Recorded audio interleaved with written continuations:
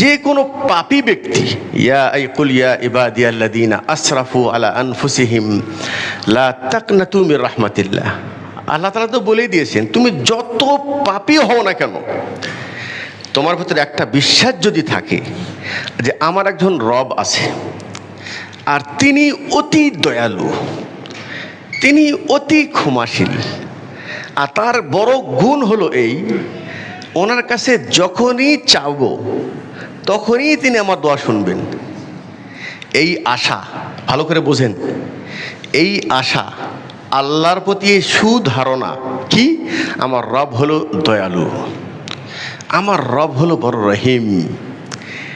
তিনার কাছে দোয়ার হাত তুললে তিনি কাউকে ফেরত দেয় না। মনে রাখবেন, বান্দা আল্লাহ সম্পর্কে যেরকম ধারণা রাখবে, আনা ইনদা আবদি জান্নি বি, হাদিসে কুদসি আল্লাহ তাআলা বলছেন, আমি আমার বান্দার সাথে ওই রকমই আচরণ করি সে যেরকম ধারণা আমার প্রতি পোষণ করে থাকে। আপনি যদি মনে করেন না আমার বান্দা, আমি গুনাহগার বান্দা, আমার বান্দা রব আমার মনে হয় দোয়া শুনবে না, আমার প্রতি মনে হয় দয়া করবে না,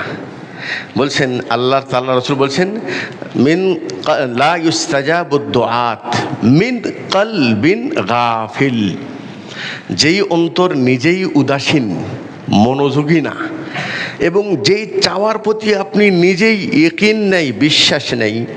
ওই দোয়া আল্লাহ কবুল করবে না। তাহলে একজন মুসলিম যদি আল্লাহ সম্পর্কে পরিপূর্ণ ভালো ধারণা রাখে, এরপরে